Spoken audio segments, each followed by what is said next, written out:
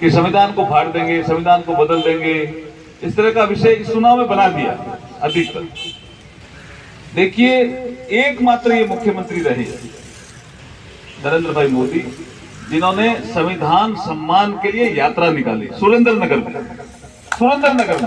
हाथी पे संविधान को रखा, हाथी पे, कि हमारा संविधान सबसे ऊपर है, और खुद पैदल चले। तो पत्रकारों ने पूछा, नरेंद्र भाई मोदी आप मुख्यमंत्री हो, आप भी पैदल चल रहे हो, कि संविधान के सब नीचे है, ये ऊपर है, हाथी पे मैं भी नीचे ही चल रहा हूँ, संविधान के कारण ही मैं मुख्यमंत्री बन रहा हूँ, इसलिए मैं नीचे चल रहा हूँ। ऐसे मुख्यमंत्री जिसकी कभी कल्पना ही नहीं थी कि मैं प्रधानमंत्री बनूंगा, जो संविधान का इतना सम्मान करता हो, वो संविधान का अपमान कैसे करेगा भाई साहब? कितना झूठ फैला रहे हैं कांग्रेस वाले, जहां भी फैला रहे हैं, जिस वर्ग में फैला रहे हैं, अपनी ड्यूटी है सब ये बताने की। एकमात्र उदाहरण है ये, एकमात्र।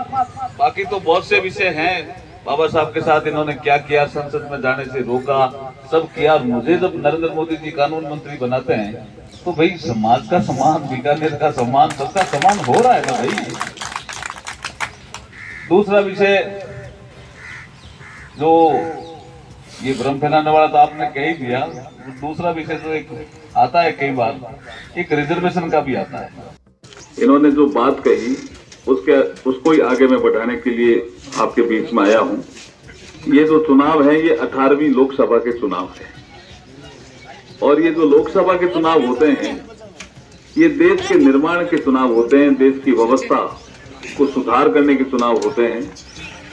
नरेंद्र मोदी जी के आने से पहले एक आपको आंकड़ा देता हूं कि इस देश में जगह जगह बम फूटते थे, और हम भी देखते थे कि आज जयपुर में हनुमान मंदिर के सामने बम फूट गए, इतने मर गए।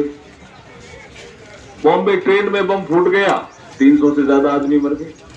लखनऊ में फूट गया, हैदराबाद में फूट गया, ऐसे फूटते रहते थे हर महीने।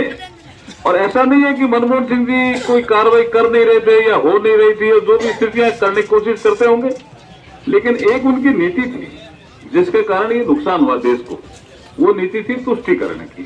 प्रधानमंत्री जी ने कहा मैं तुष्टीकरण की नीति पे नहीं चलूंगा, मैं संतुष्टीकरण की नीति पे चलूंगा। नागरिक संतुष्ट जिसमें होते हैं